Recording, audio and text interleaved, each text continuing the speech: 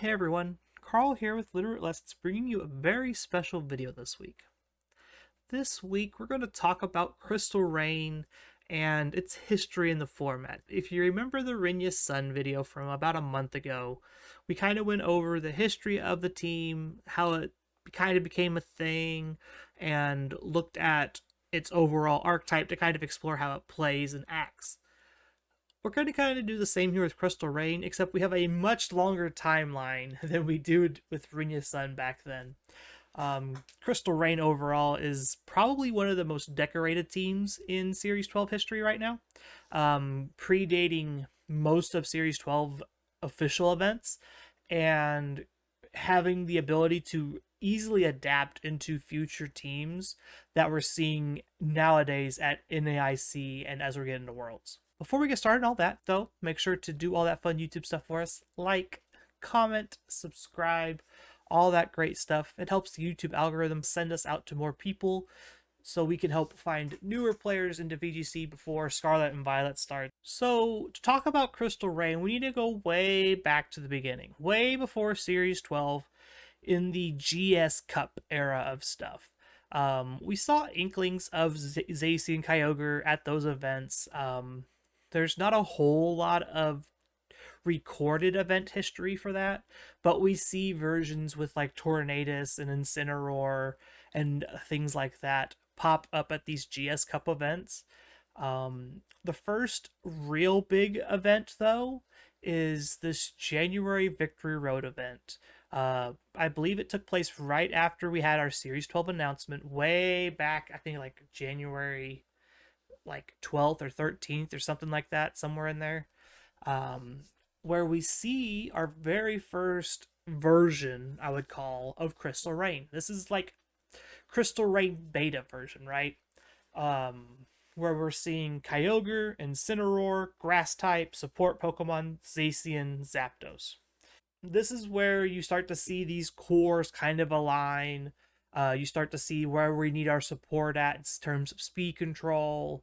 Um, in this case, we had Tornadus and Amoonguss in those kind of supporty slots to kind of fill out the team. So I would call this version either alpha or beta Crystal Rain because these aren't quite Crystal Rain teams, but they're very, very close because they're trying to do the similar thing where it's deal a lot of damage using Kyogre, Zacian, and Zapdos, and the rest of your squad kind of helps support that game plan. As we get into more of these teams where we start to see Rillaboom gets to play that dual threat of support and offense at the same time, and we'll kind of see teams float away maybe from Zapdos a little bit later on in the line. The next stop on our pre-Series 12 timeline here is Nina Pokebro's Limitless Tour in January. Red Silver got first place with a very close, what I would call a very close copy of Crystal Rain. This is still pre-Rillaboom, so we ended up dropping Tornadus for that Grimmsnarl, and this is where Grimmsnarl gets to kind of put its claws into the format, so to speak, and we see Grimmsnarl forever from here on out. We do not see any kind of change in our support paths outside of Amoonguss being swapped for Rillaboom or our electric type being swapped for Amoonguss later on. Another fun fact, this is the start of Assault Vest Kyogre. This plays really well into the idea of bulky Pokemon together on top of really good damage in Zacian and Zapdos. And this is probably where a lot of the Crystal Rain ideas come from, leading into our first Series 12 team, which is Joyu X9's Screens Kyogre team. This predates Crystal Rain. This is technically Crystal Rain, but not quite because this is before Crystal Top Cut won the VR event. So it wasn't called Crystal Rain yet. This features that Rillaboom that we're used to seeing with Assault Vest, Mystic Water Kyogre without Thunder, because we had Zapdos to kind of be our electric type Kyogre answer that we didn't have to worry about too much. Again, Screens Grimmsnarl with Thunder Wave Incineroar with safety goggles, Zacian, triple attack protect, super duper standard stuff. And the team kind of starts to branch out from here, but we'll get to that in a minute. Before we move on to talking more about the timeline, let's take a break here and kind of explore why this team is so good, right? Like, you'd think Kyogre Zacian is just strong on its own. You can slap it into anything. There's a lot of thought that went into picking these 6 Pokemon together for this archetype, right? Like, there's Kyogre Zacian teams. You could probably throw a rock into the pool of the Series 12 format, and it'll hit a Kyogre Zacian team on the way down, right? And so the reason that this team does so well is it boasts this very bulky core of Kyogre, Incineroar, Rillaboom. It does a lot of cool things with the fact that it can pivot around using Parting Shot, U-turn, and just natural hard switches, meaning that you get to utilize your good bulk and defensive typings with those 3 into a slew of formats and not have to worry about taking a ton of damage in return. On top of that, you have these very powerful damage trio of Kyogre, Zacian, and Zapdos. I don't think there's a single Pokemon these 3 Pokemon can't hit for super effective damage between the 3 of them, and their coverage is really, really strong.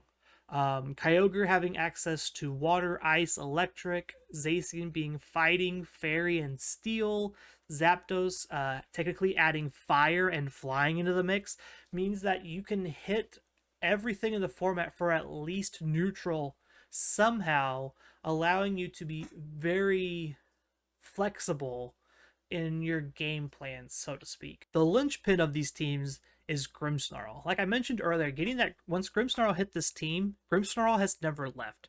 Now, granted, Grimmsnarl, once it hit this team, really never left the format. We see it everywhere. Sun teams, Yveltal teams, other Kyogre teams. If I wasn't so sure Incineroar was the #1 Pokemon in the format, I would say Grimmsnarl is probably really, really close. It just does so much for everybody, having so many different forms of speed control and screens and other utility and like fake tears or flatter or other things like that. So there's definitely a lot that Grimmsnarl offers in Series 12, and being able to abuse the mystery of Grimmsnarl on your team makes your opponents have to respect that Trick Iron Ball or the Thunder Wave or the Light Screen Reflect, etc. With that out of the way, let's take a look at these 3 winning teams here. These all won in very quick succession, back to back to back at different events here. The first one here on my far left here is Pengi's first place team from Indy. This is where we start to see Assault Vest Kyogre with Hyper Beam. That Max Strike being very pivotal in a lot of matchups, being able to get speed control if you don't have to Dynamax your Zapdos and your Grimmsnarl's gone. On the flip side of that, we see Double Grass U-turn Rillaboom with Miracle Seed. Feels super standard to this point to talk about it that way, but not having Protect was a very big risk because Max Airstream and Max Flare were very, very popular moves at the time, thanks to Rinya Sun's Charizard running around. On the flip side of that, we have Fire Dark attacks on Incineroar with Parting Shot and Fake Out to kind of round it out there with Shuka Berry. Shuka Berry was a very important innovation for Incineroar because you needed to be able to live Max Quakes from Calyrex Ice, not Max Quakes from Calyrex Ice, Max Quakes from Groudon, and other random Max Quakes that will be coming into you from like Palkia and such. And it kind of gave you a ground neutral switch if your Zacian was ever threatened and you didn't have Zapdos or Rillaboom left. The other big innovation here from the last version to this version was Safety Goggles Zapdos. Zapdos kind of went away from the Heat Wave, Hurricane, Thunderbolt Protect Life Orb set to this kind of bulkier support set with Hurricane, Thunderbolt, Eerie Impulse, and Roost. Why this is such a big thing is because that Grimmsnarl offers your Zapdos much more bulk. You were able to draw games out longer because you were taking less damage overall, especially with Incineroar and Grimmsnarl being your support Pokemons there. And then you were able to reduce maybe an opposing Kyogre's damage with Eerie Impulse because you were fast enough to outspeed a good chunk of Pokemon that way at +1. The next team I want to talk about is here in the middle. This is Kamikaze's, aka Maurice Utig's, first place regional Bremen team. In that event, Bremen had first, second, and third locked up by Crystal Rain. Still featuring that Assault Vest Hyper Beam Kyogre, Triple Attack Protect Zacian, Miracle Seed Rillaboom, then swapping Wood Hammer for high horsepower and dropping the U-turn for Protect because you didn't need to be that super pivot heavy Rillaboom yet that we're used to seeing nowadays when you're carrying Assault Vest or Miracle Seed or whatever. Again, same kind of Zapdos set. Hurricane, Thunderbolt, Eerie Impulse, Roost, Grimmsnarl stays the same for the most part. The big innovation in this one is this Burning Jealousy Incineroar.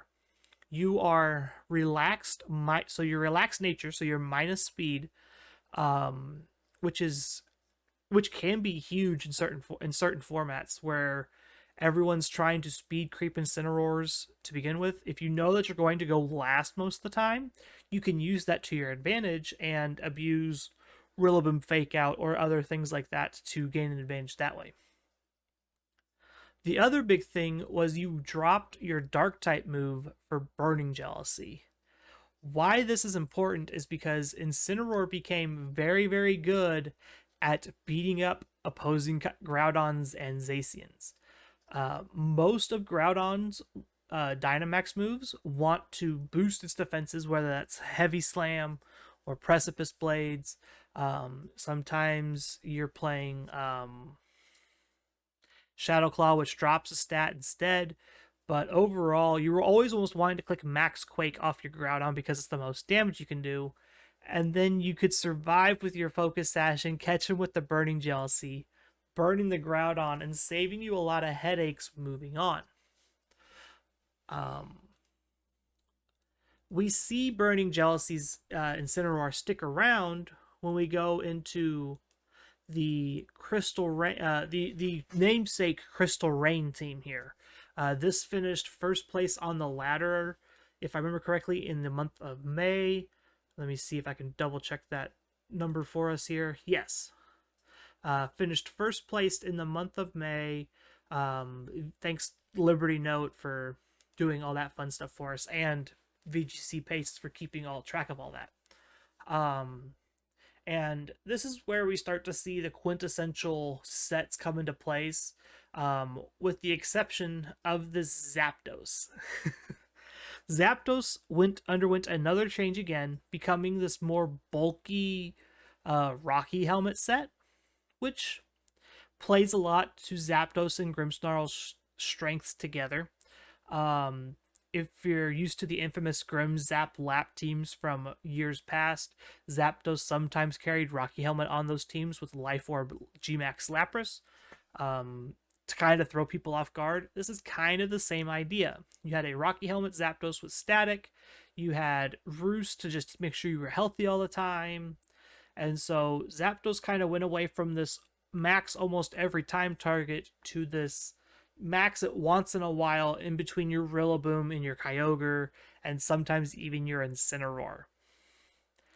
And the team kind of hasn't really changed a whole lot since then. We'll talk about variations of this team a little bit later, but overall, the Crystal Rain team has started to flex its muscles, so to speak, having tons of strong placements at tons of IRL events. Like I mentioned earlier, there were 3 in the top 8 in Bremen.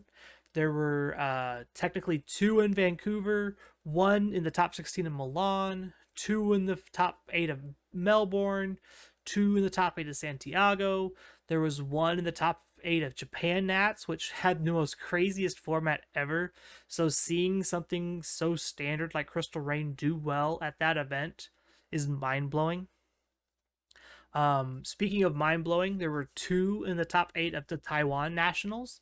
Um, there was 1 in the Milwaukee top 8, which we'll talk about Oliver Escalin's Thunderous variant here in a little bit. And then we'll talk about Isabel Lee's Amoonguss variant as well. I mentioned a variance on this team, and unlike Rinya Sun, where it's hard to do a lot of switches on that squad because everything fits so nicely together, this team actually you can swap some Pokemon around and still find the same result, usually. I say usually, there's an asterisk there. You can't take your electric type out and just slap in whatever. That's not how this works. In this situation, we're talking about taking Zapdos out and putting Thundurus in. This is very, very important because Thundurus still fills that electric flying role that Zapdos does. It still fills that Dynamax role that Zapdos does. And it adds an extra benefit to this team. One of the things you may notice is that you are very physically damage heavy, right? You have Grimmsnarl, Incineroar, Rillaboom, Zacian. This means that opposing Intimidate is very, very strong against you, especially if you can get into an end game where it's Rillaboom, Zacian, Incineroar, Zacian, or so on. What Thundurus does for this team, it makes Intimidate useless, essentially. Having access to that Defiant ability means you don't have to worry about getting completely demolished by opposing Incineroar, opposing Landorus, and the like. And your Kyogre doesn't have to pull as much weight to beat those types of Pokemon when you have Thundurus sitting next to you. One of the great leads on these Kyogre Crystal Rain teams now is Zacian Thundurus. It's such a strong lead into a lot of different things. And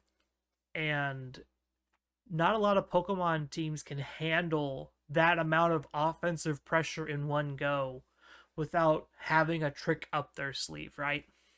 And so I think the Thundurus variant is the variant we're going to see all the way through Worlds and the rest of Sword and Shield's life for the most part.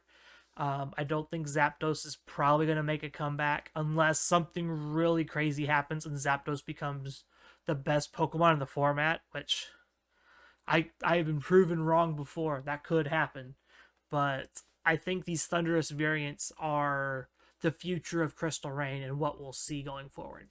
The other variant on this team is these double grass variants, where we're seeing Rillaboom plus Amoonguss be this cool double grass support squad while also boasting some really good defensive options against Trick Room. One of the things that Zacian Kyogre usually struggles against is like Palkia Calyrex Ice.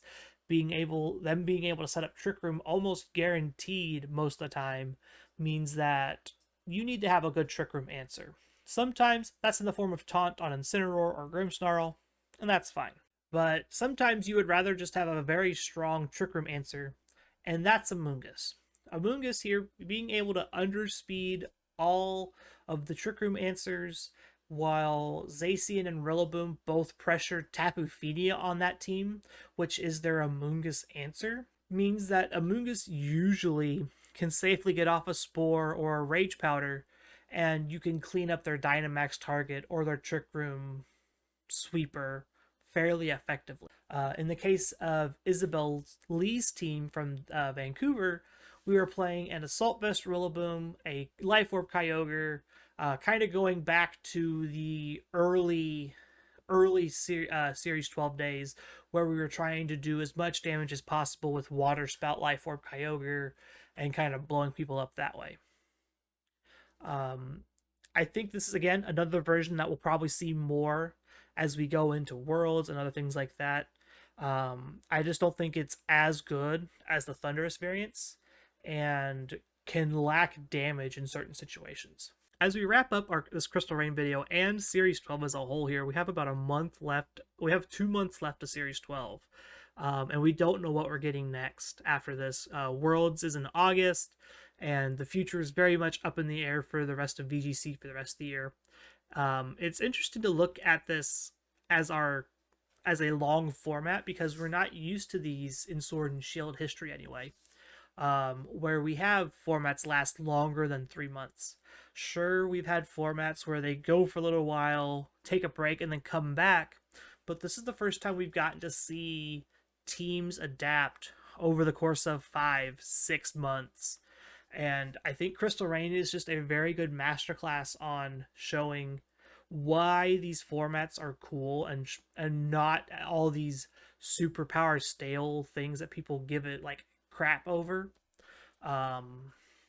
Looking at like the history of what this team has done and where it's at now and what it could be in the future. While yes, a lot of the team remains the same, you'll have that fire, water, grass core, that steel type Zacian's going to be a constant threat. Grimmsnarl is never going anywhere for the history of Sword and Shield. It's just way too strong. But like, you see Thundurus, you see Amoonguss, there's other options out there. You could play Regieleki in that last slot. You could play Landorus in that last slot. I've seen that before. There's still a lot to kind of glean from this in terms of analyzing formats and team building and trying to figure out why this worked. Why did this 6 just happen to click so well? And Rinya Sun didn't, right? Like, we talked about Rinya Sun in that history video about being really, really strong, but it's one of those types of teams that once its gimmick is figured out, you can beat it. And Crystal Rain did that and more. Crystal Rain has thrived where Rinya Sun has fallen, and it's cool to see that certain archetypes can just adapt and change and keep doing really well and keep doing really cool things, and other strong, powerful archetypes can just die off after a few weeks. I hope this video gave you a little bit of insight into the history of Crystal Rain. I think it's cool looking at these adaptations and adjustments and things like that. Big shout out to VGC Pastes and Evan. Evan does fantastic work. He's the guy who keeps all of that running. Without VGC Pastes repository to look over, I probably would have never found half of these teams that I found to look at today. And I wanted to make sure that you go and check out at VGC Pastes on Twitter. They have a Discord bot. They do tournaments with using the repository. This thing is so cool. I cannot thank them enough for the work that they're doing to help keep VGC archives alive and things like that. Again, make sure to do all that fun YouTube stuff for us. Like, comment, subscribe, all that great stuff. Make the algorithm work for us, hopefully, maybe. And we will see you all on Monday for the podcast episode.